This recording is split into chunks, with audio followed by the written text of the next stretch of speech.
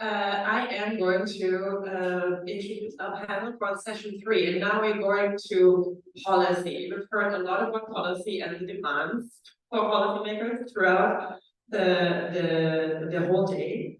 And really, we're going to ask now and think about what can policy do and how should it look like if we want to build that resilience and community preparedness for the challenges brought about by climate change. And what is really hard to do? What are the challenges that people that are involved in policy making are facing? Because it's not always easy for them either.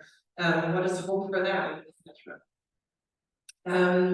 And I'm very pleased to have representatives here from actually all levels of government, which is really exciting to hear those different perspectives. So I'm going to introduce to you Renée Bouvion, who works for the US Department of Health and Services, where she is responsible for Region 10 in terms of the Regional Health Administration. And Region 10 covers Alaska, Idaho, Oregon, and Washington. Then we have Judkins, that's the project co-lead for Centering Place and Community to address climate change and social justice, and also has done some work with the American Indian Health Commission, which she's going to be talking about.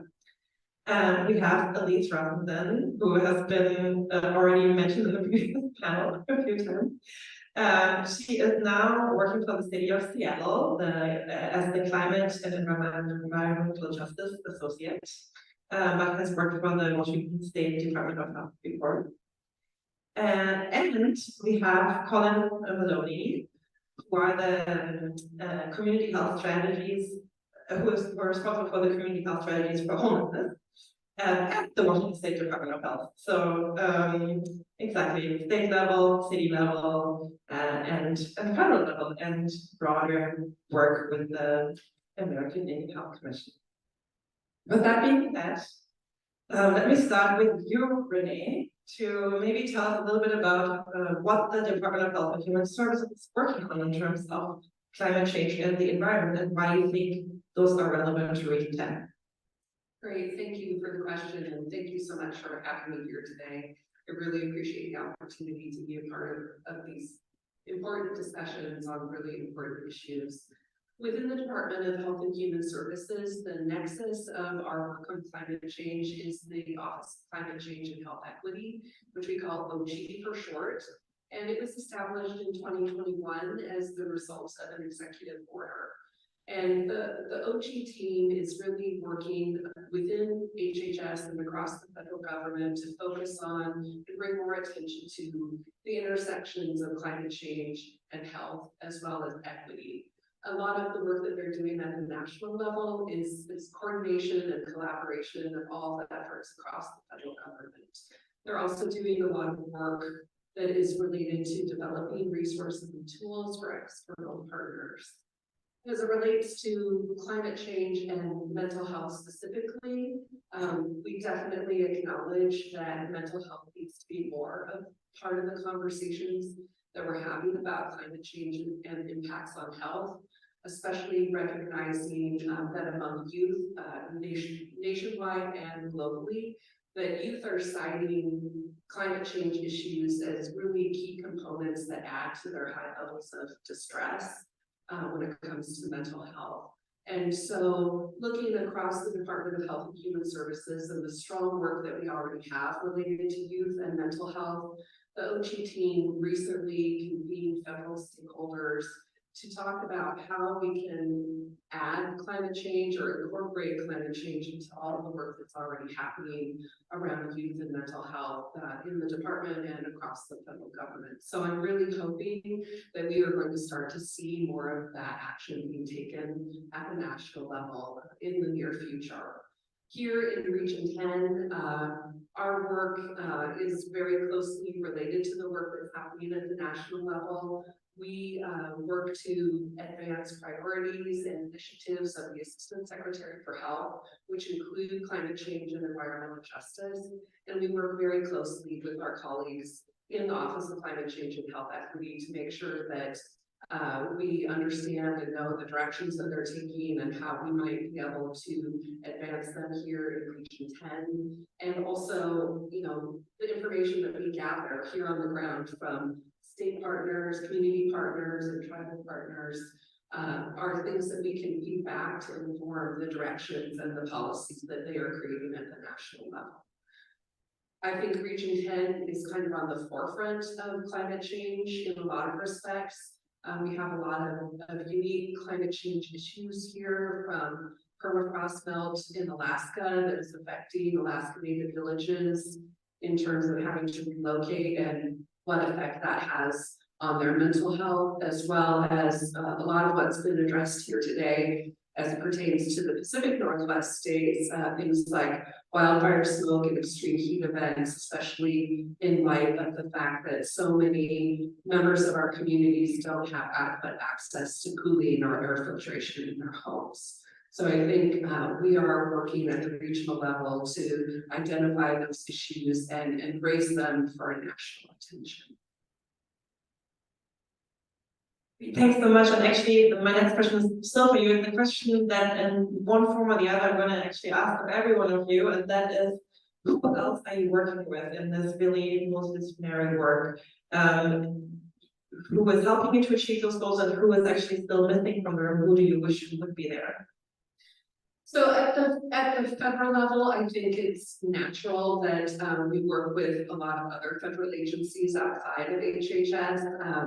At the national level, again, OCHE is convening all parts of government, and there are a lot of agencies at the table who you would expect, like the Environmental Protection Agency. But there are also some agencies who you might not expect who would want to be involved in things related to climate change and health.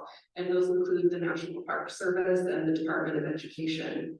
Here at the regional level, we're replicating that model to a degree, and I convene Region 10 representatives of federal agencies and a climate adaptation work group so that we can make sure that within the states of Region 10, we are coordinating and collaborating to honestly not wear out all of our state and local partners by coming up from so many different angles. I think there are a lot of natural and existing connections between federal agencies and state agencies. So that's another area where I think that we're doing pretty well in terms of engaging our state partners. I think we have more work to do at the local and community levels and tribal partners. I think some of the challenges around that are that we sometimes at the federal level feel several levels removed from what's really happening on the ground. At the same time, it's so critically important to understand what work is happening, what challenges there are. I appreciate the comments from the previous panelists about some of the challenges they face working with different levels of government, but it only serves to make our work better, to understand what those challenges are, and to be able to try and address them. And the success stories of what's happening on the ground are so important for us to hear, because they just help us demonstrate the importance of the work that we're doing at the national level. Thanks so much for sharing that. And with that, I'm going to go to you, Jamie, to tell us maybe a little bit about the pulling together for wellness work that you conducted with the American Indian Health Commission. Sure. First, I want to note that the Pulling Together for Wellness framework was brought to us from the American Indian Health Commission. I worked for my tribe, Water Bay, for 13 years for the government, and I was a co-lead for the Pulling Together for Wellness work, and it sprouted from multiple tribes elders that met at the American Indian Health Commission and set values, tribal values in this framework, and they brought it to us as a guinea pig, and we developed a multifaceted coalition, basically, that included SPIPA, who's a 5-tribe coalition, Department of Health, Transportation and Health representatives.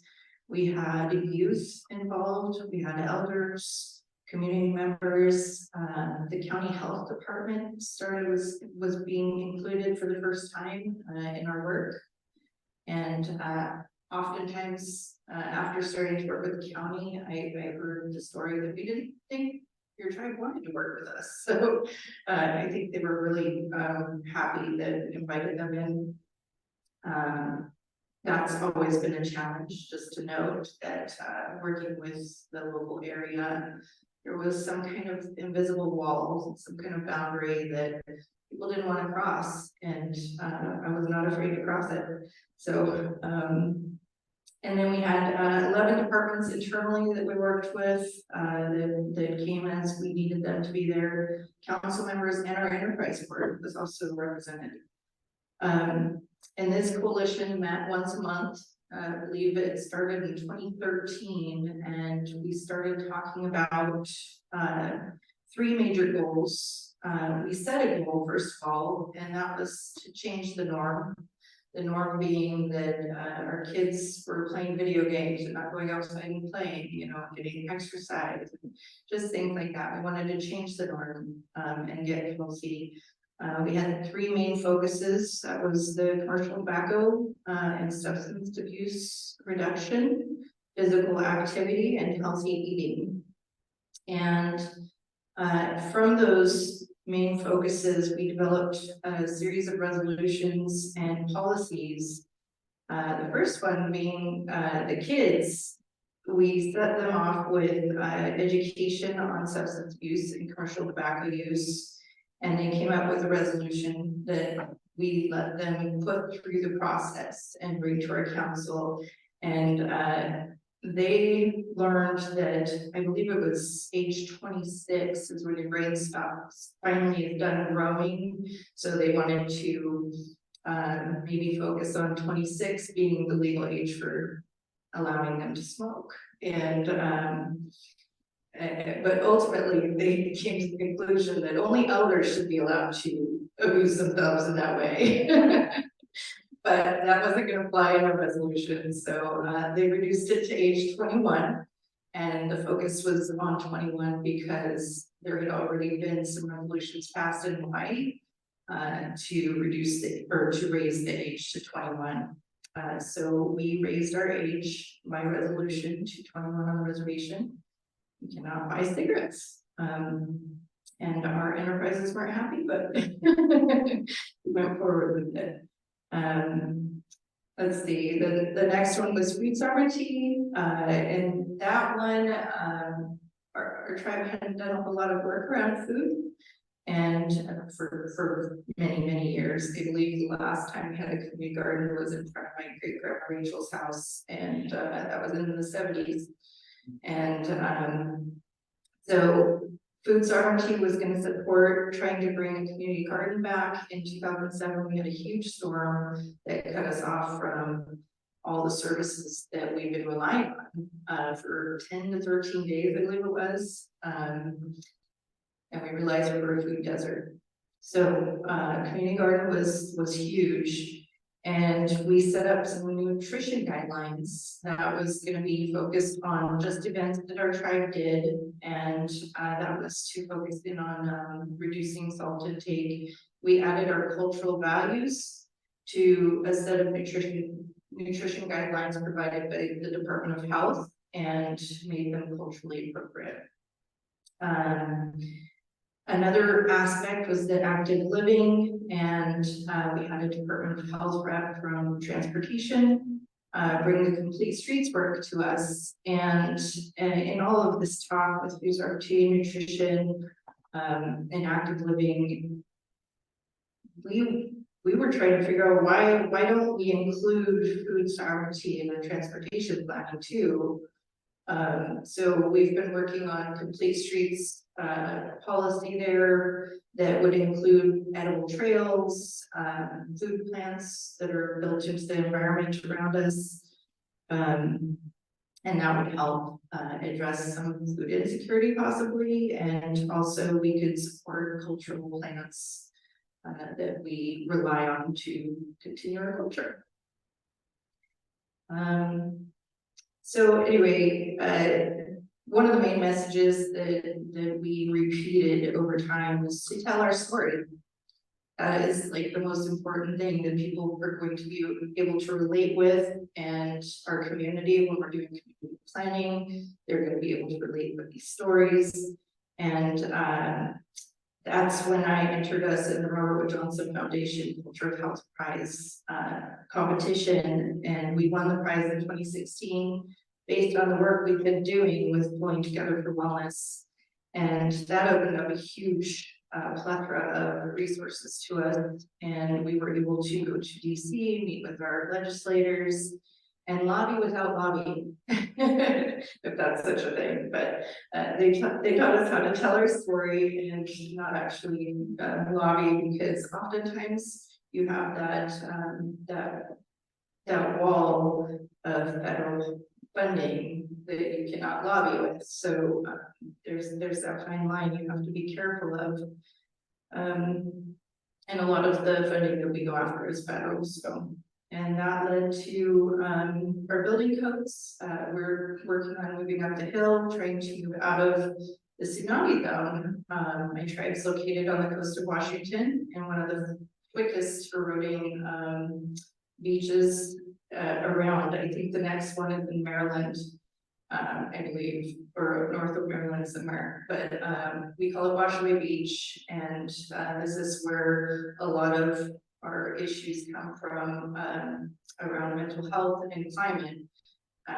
We've had a whole community up north of us that's just been washed away. You can look at our county assessor's site, and you still see all the property lines in the ocean, and that's what we've been working for, to move our community up the hill and out of that danger zone, and the climate, the sea level rise zone.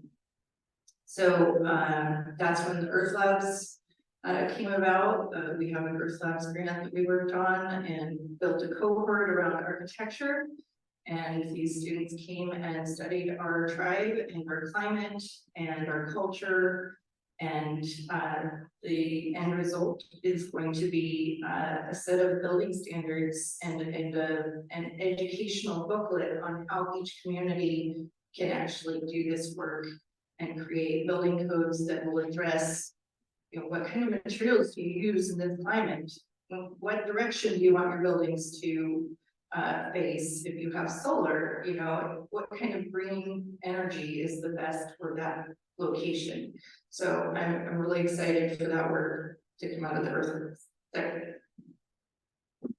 Thanks so much for sharing all of this, and also touching on some of the aspects of funding, actually, and where does funding come from, strings attached to funding, challenges. I think that's something I'd like to also explore some of the other speakers there on. With that, I turn to Elise. So maybe you can tell us a little bit about what the city of Seattle is implementing in terms of the climate justice agenda, and how that relates to mental health.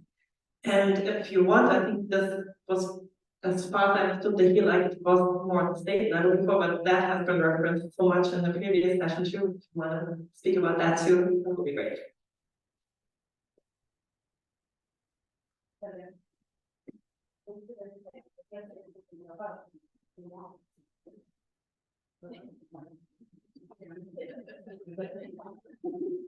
Hello.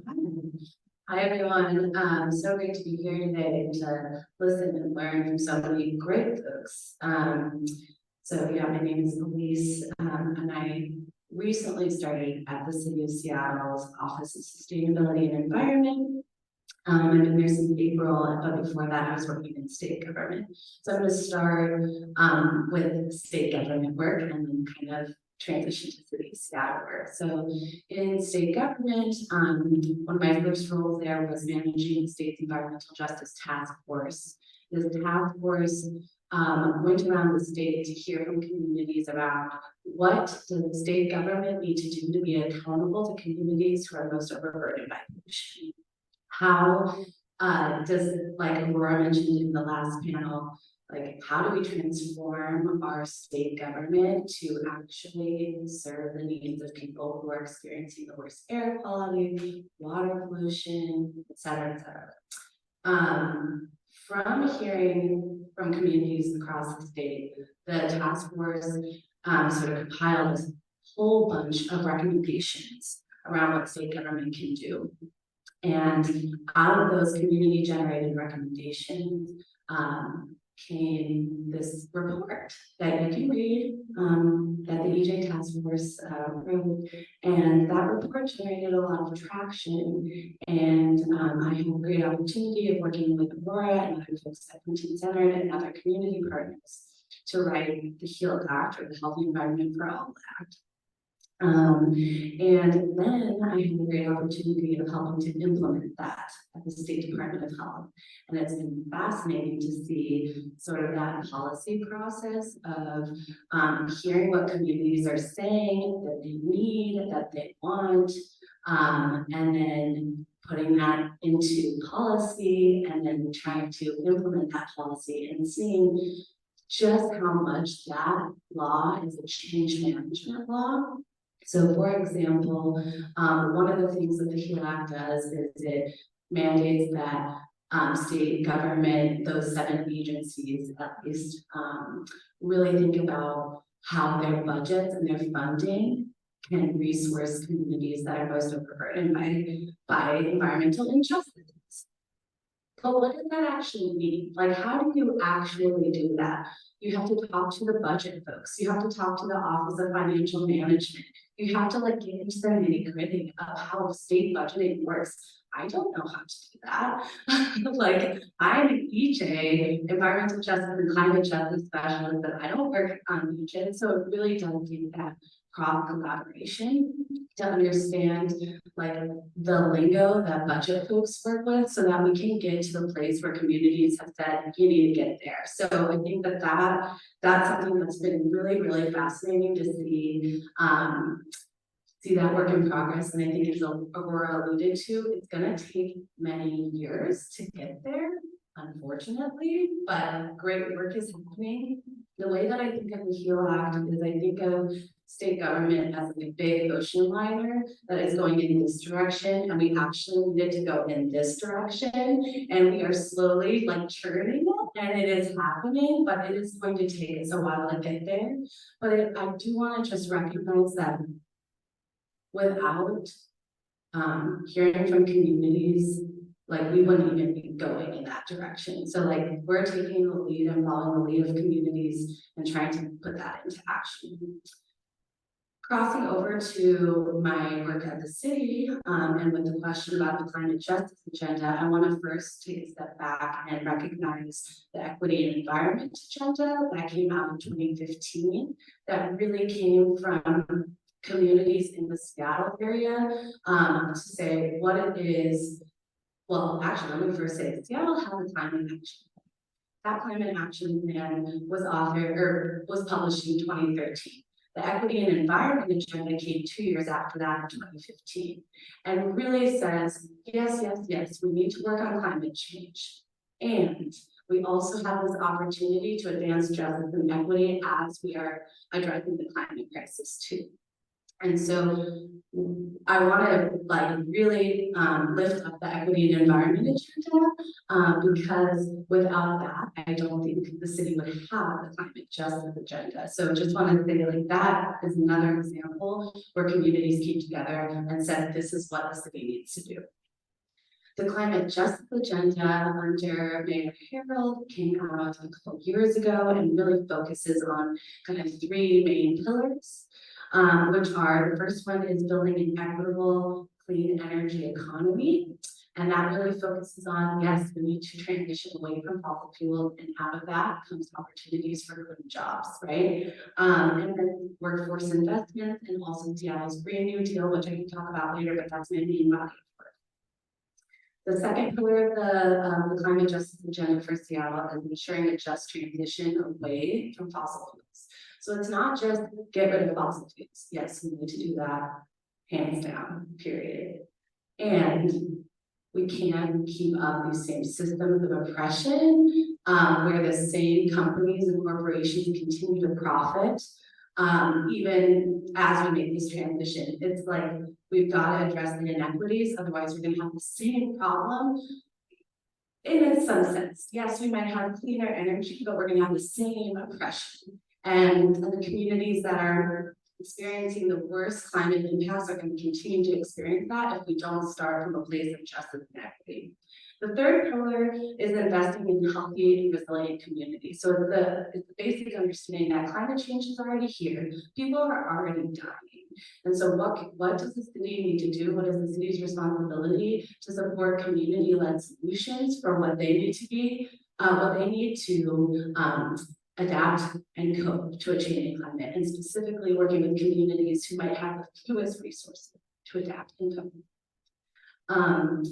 And so that looks like place-based strategies, community strategies. Also a big kind of part of that work is resilience hubs that are starting up in the city, where resilience hubs are kind of a power building strategy where the city is working with community partners to resource them throughout the year in times that are good and great and give them the resources that they need, but also during times where there are climate-related weather events or climate-related disasters, so that they have the resources ready to go in those situations as well. And then also hardening buildings with solar and other like alternative power sources, so that when disasters do come, community members know that they have a trusted place that they already go throughout the year that they can go to in these situations as well.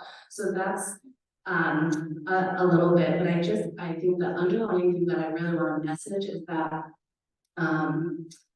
my work is really about being a liaison between what communities are saying and making sure that as we have to do that work of the telephone game, which is never great, of like, this is what communities are saying, and then bringing that into government, that I stay true to what I'm hearing on the ground. And I really take my direction from people who are experiencing these impacts first and worst, and that I don't lose sight of that. And that's really, I think, the main job that I have. Thank you so much, and for the great work you do, obviously. Just a quick follow-up question, since you have this experience of working both at the state and the city level, do you see a difference in those structures in terms of how you can connect with communities? Yeah, absolutely. So at the state level, it's incredible the broad reach that you can have and working at a policy level. So I never kind of imagined that I could be a part of creating like a very forward-thinking, environmental justice focused policy that reaches our entire state. That's really an incredible impact.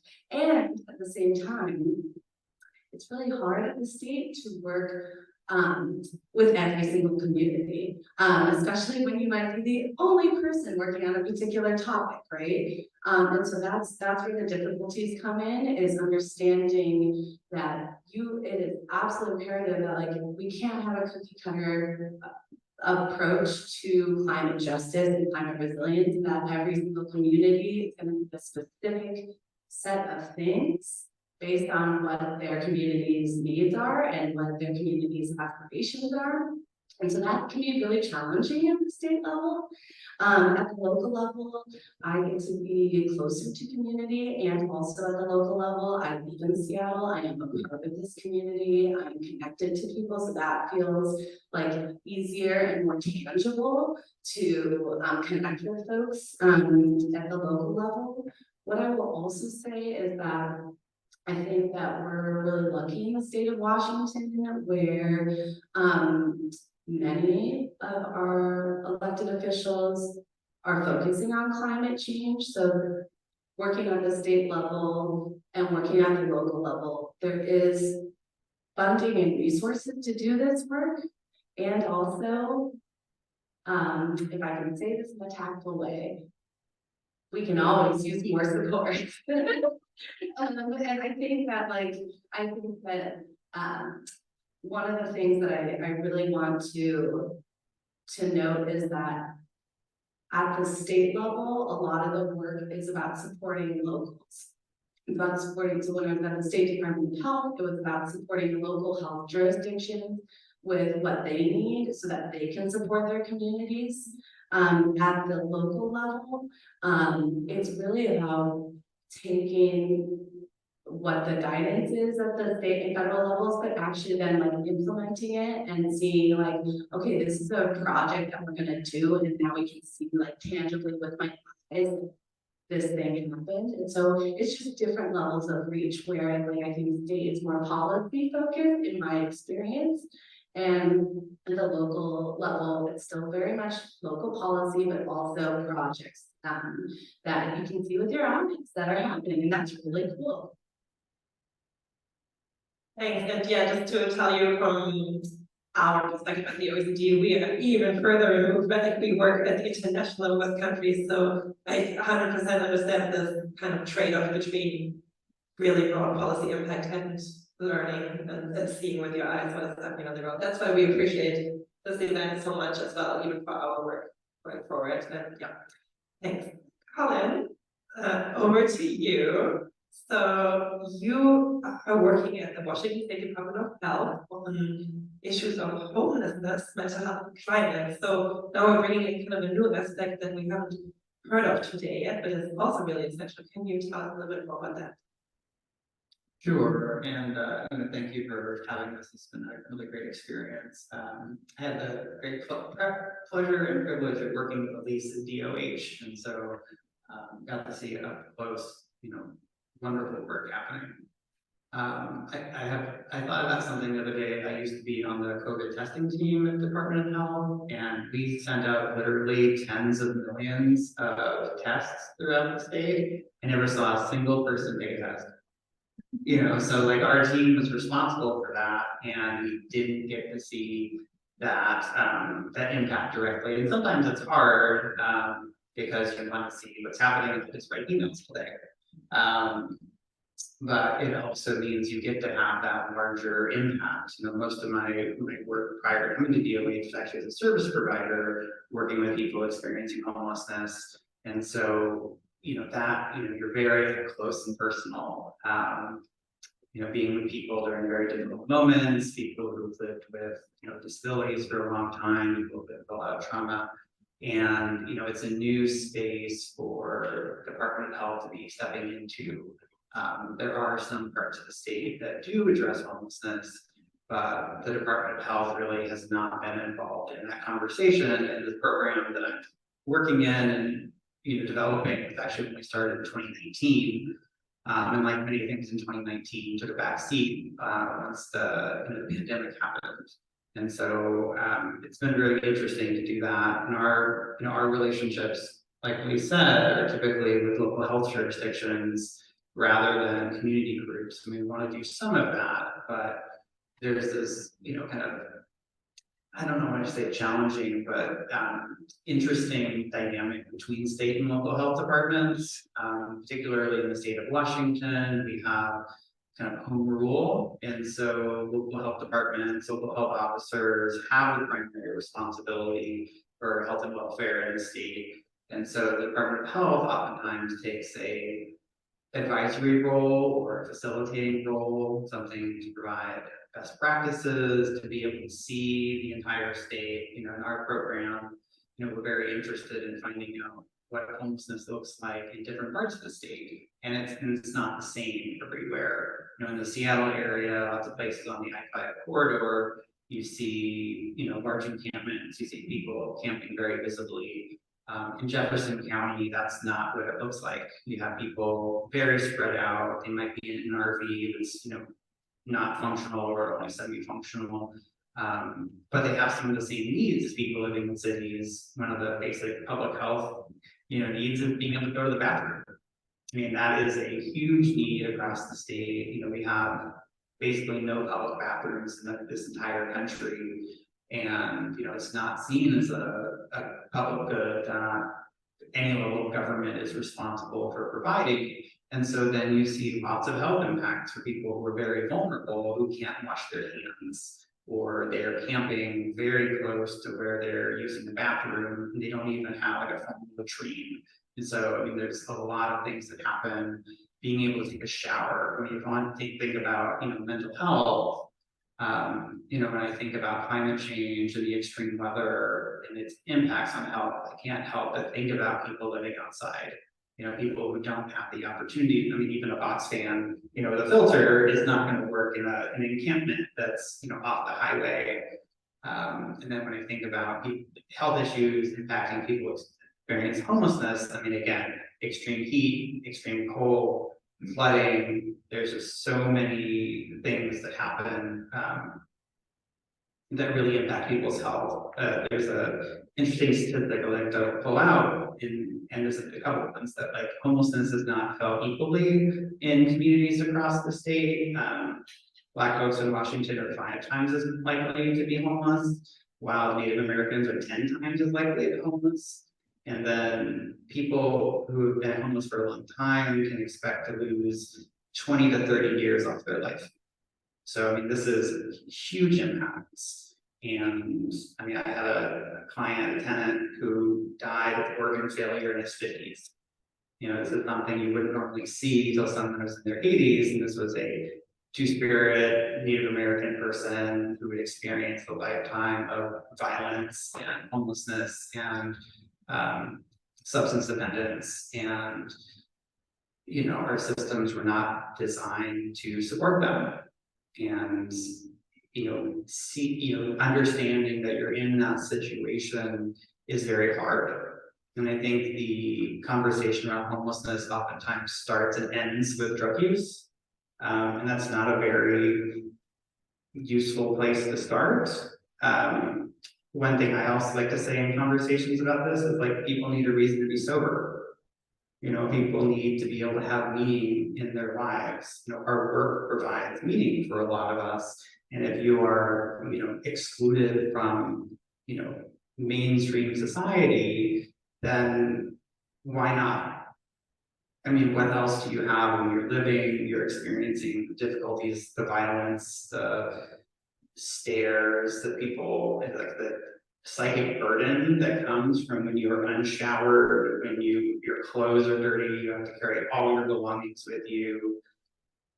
I mean, it's so hard. And then we expect people to like go to a job interview and get a job that will pay your rent in Seattle, which, is like, and without like a dedicated jobs program to help people see a legitimate path out of that, we're just not going to see a change.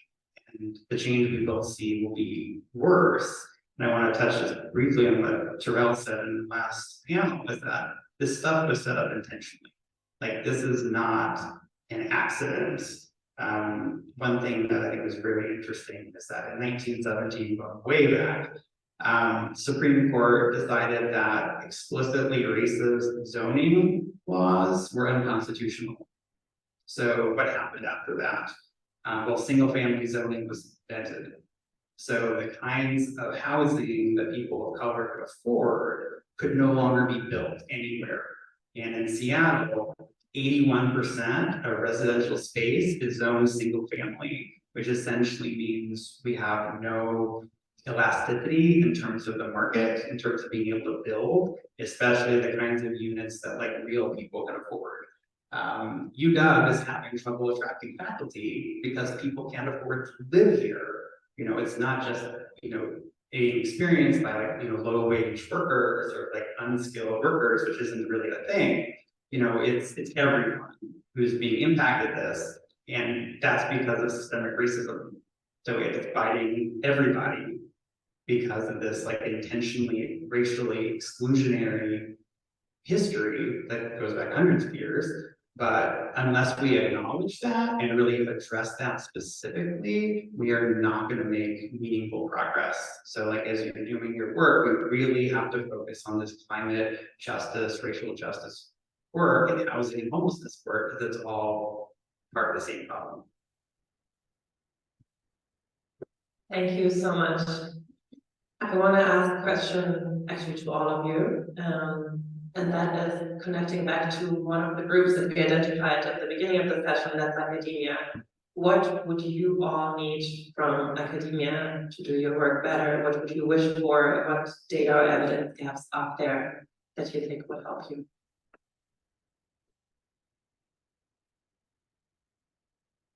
I can try to start with that. I think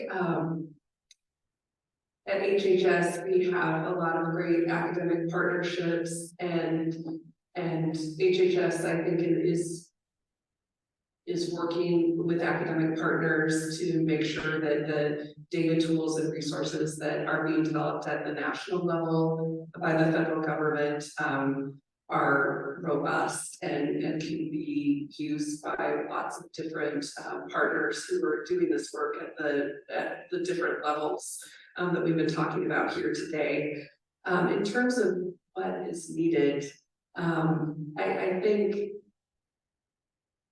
think more emphasis on, I think some examples that were raised earlier today about more evaluating as we are implementing different projects or solutions, what we think or hope are solutions to a lot of the issues related to climate change and health and mental health, and doing those evaluations and really knowing what's working and what's not working is something that hopefully we can do more in the future, either through federal funding of academic partners who are doing that work or collaborations across different sectors to do that kind of evaluation work that will help guide and direct resources to where they're needed the most and where they're going to be the most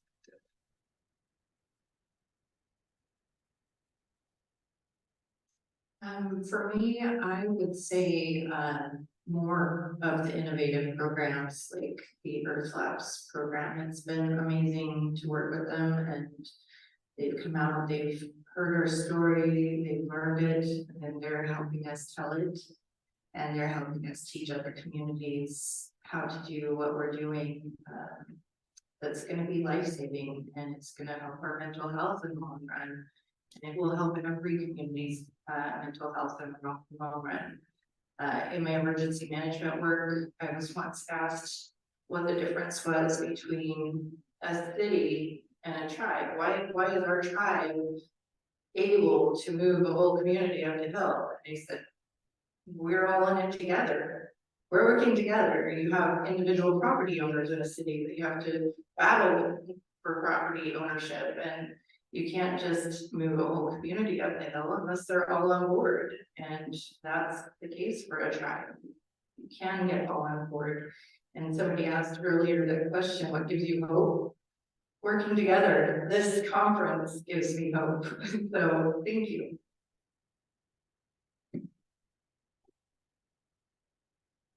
Yeah, I really agree with what both of you just said, and I was kind of saying a very similar thing. The evaluation piece is super important, because unfortunately we're in the state where it's 2023 and Seattle has the goal to like get rid of climate pollution by 2050. The board that I staff is trying to get rid of climate pollution by 2030. And so it's like, how do we get there? Who are the players who have power to do that and to make that change? And so we're in this point in time where we don't have much time. We are behind schedule. So it's really important to get that research about like what actually has been working. And when I say working, I mean, yes, getting rid of the pollution, but also getting rid of pollution in communities that have the most pollution. And I think it's also what has been working to support communities harmed first and worst by the climate crisis so that they're resilient. So like what's been working, and I think it's really hard to know that unless you hear from communities and you sort of bring their stories into that work. And so I think it's like a both of what you were saying, that evaluation component and community stories and community data to then inform our best next steps with the short timeline that we have to get it together.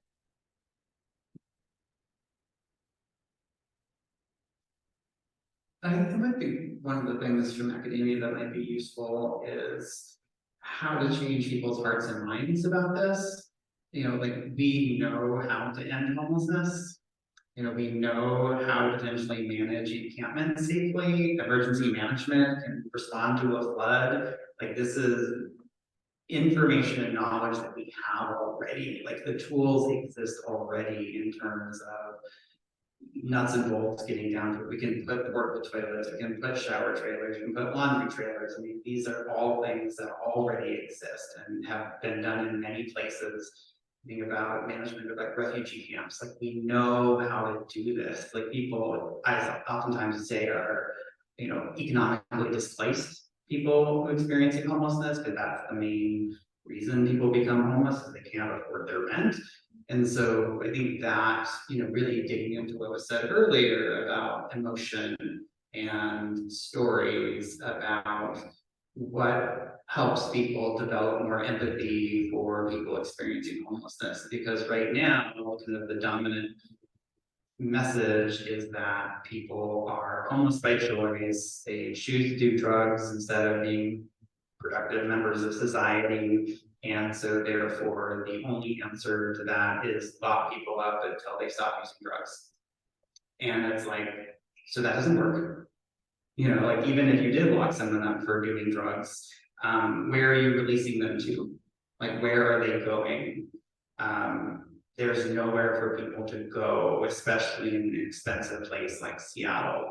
And so unless there's a lot of like deep investment in making sure people have meaning in their lives and can set that for themselves, we're going to continue to see this issue persist. I do also want to touch on hope because I do think it's very important. And like Howie said, hope and optimism are very different. I always think about how, I never thought I would see marriage equality in my lifetime, yet we saw it. And it was something that like, oh, it's possible, and it happened. And so many people, myself included, never thought it would happen, and it did. And so we kind of have to change our view of what we think is possible. Like, what do you believe is possible? I think that is a really important question for us all to ask ourselves, because if we believe mass homelessness is inevitable, then it will be. It's not. It hasn't always existed in our country. It's new since the 1980s, essentially, when Ronald Reagan slashed money for public housing. I mean, like, this is the predictable consequence of 40 years of disinvestment in public infrastructure, including public housing. So, like, yes, this is the consequence of that happening. And, but I may not see that in my lifetime. Like, I do believe that we can have quality, decent housing for every single person. I think it's very much within our capabilities. But Moses did not make it to the promised land, but Joshua did. So like there have been generations of people who worked to end slavery in this country who did not see it happen, but worked to do it anyway because they knew it was the right thing to do and they believed it was possible. They had hope it was possible because otherwise they wouldn't have done it. And lots of people died seeing that work undone. But when I got involved in racial justice work for the first time as a white person, it was kind of described to me as a relay race. And every single person has a role to play here. We may not see the goals we want happen in our lifetimes, but we believe that they can happen and that they will happen. And that is one thing that helps keep me going during very challenging times like the ones we live in now. Thank you so much for the encouraging last words, and thank you all so much for being on this panel. I'm just gonna see if there's any questions in the room for the panelists here. Yeah.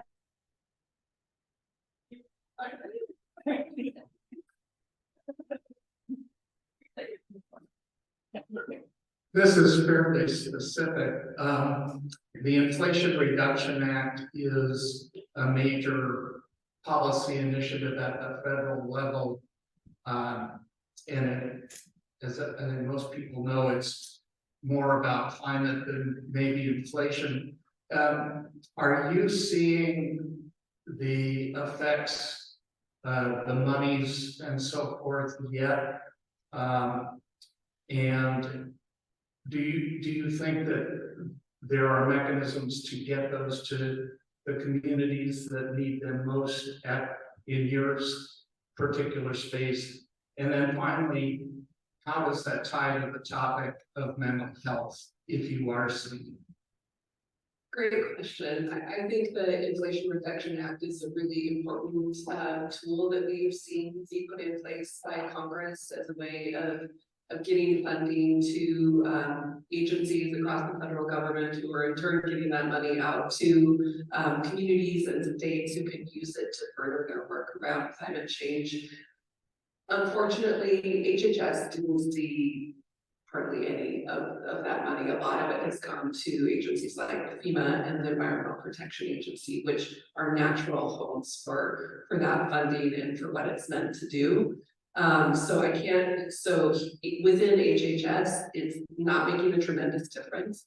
And it's also opening up some doors for people like me who work for HHS to partner with those other agencies to make sure that when they're considering their funding opportunities and who they want to reach with the funding and how they're going to do it, that we make sure that things like health and mental health and equity are a part of those conversations and how they're trying to get the money out the door. So here in Region 10, I mentioned earlier that we do convene an interagency work group for federal partners across Region 10 to talk about climate adaptation. And a lot of our talk and discussion has been about that funding and how we can make sure that we're all aware of what's happening here at the regional level and who has what funding opportunities, so that when someone from a state health department contacts me to say, hey, what resources are available for the climate work we want to do, I know and I can refer them to other places who have funding, even though HHS doesn't.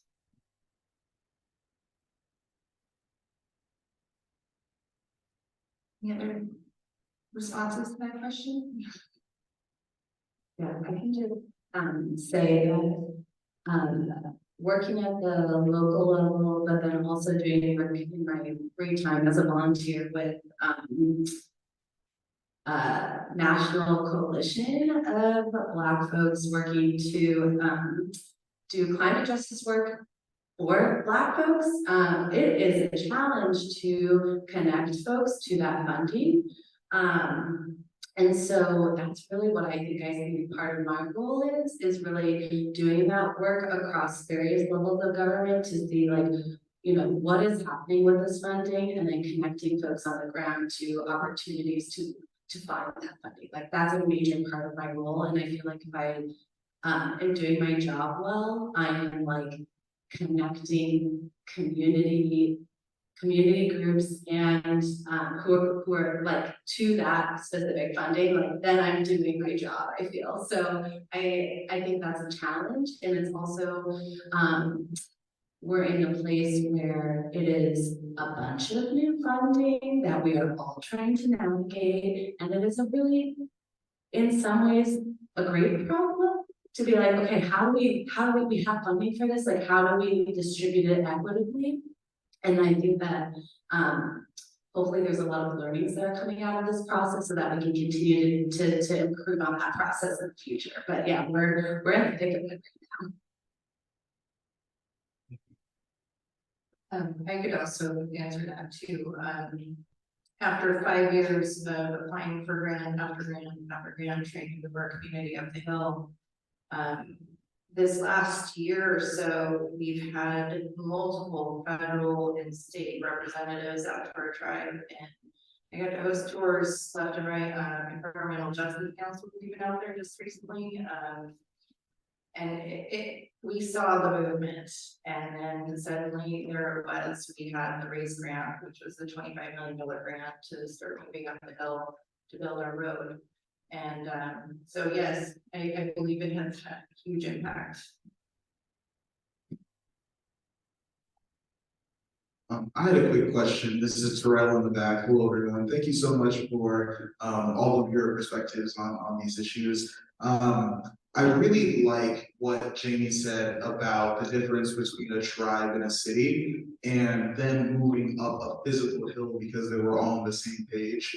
And I'm wondering about how we can move our cities up a more metaphorical hill in order to address the issues that we have all been talking about today and move towards action. I'm wondering how we work with private business and enterprise that in many cases are our neighbors, especially when we're talking about communities of color. We interface with these polluting businesses the most, right? And so, but yet we still find it difficult to, move our neighbors to align with us, to even get in contact with them. How do we work with those private partners? That's a huge challenge, I can tell you, just because of this separation of community in that way.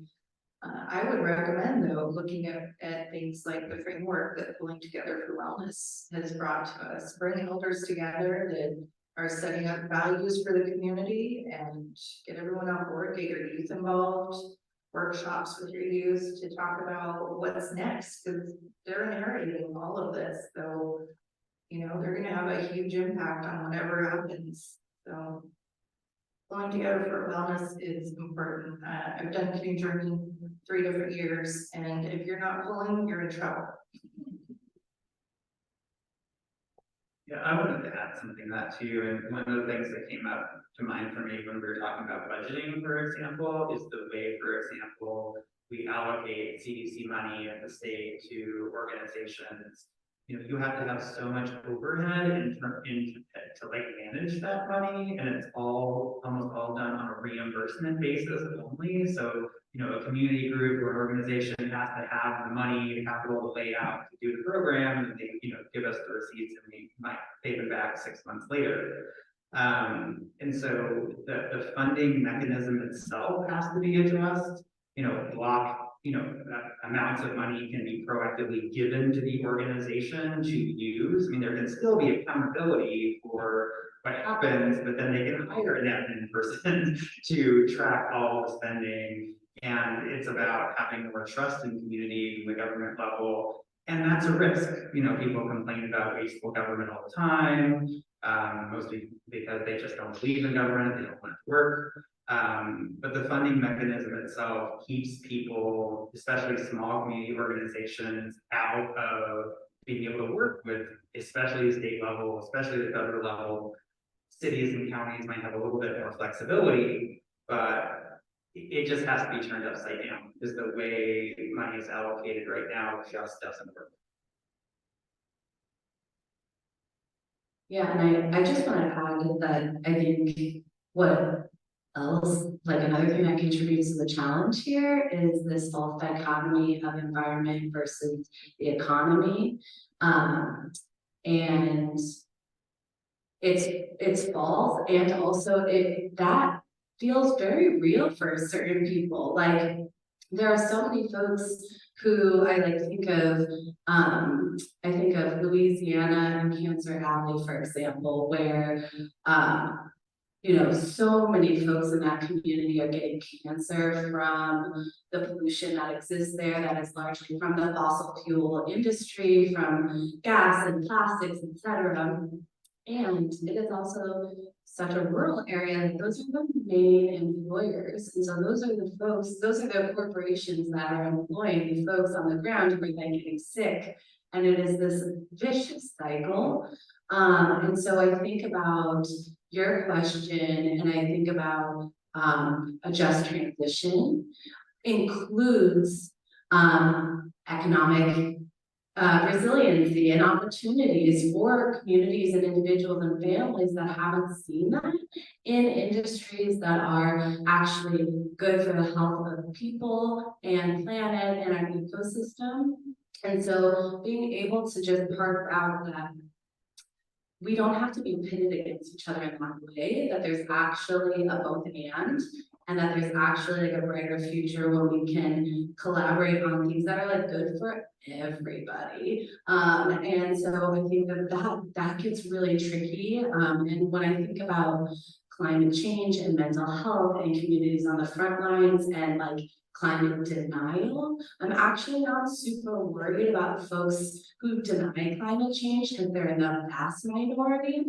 I'm worried about folks who are so in such despair about it, and oftentimes those are folks from communities of color who already have so much on their plates that is affecting their mental health just because of the legacy, enduring legacy of systemic racism that permeates every kind of part of our lives, right? And then on top of that, you're supposed to also worry about climate change in the future and what? And I'm just trying to get food on the table, like what? So I think that that's like the real message that like, yes, you need to pay your bills, and here's another opportunity for a green and a clean job that isn't gonna also harm the health of your community, right? And I think that that's like part of the path forward, but it's a multifaceted, very complex problem, and it's gonna take us all coming together.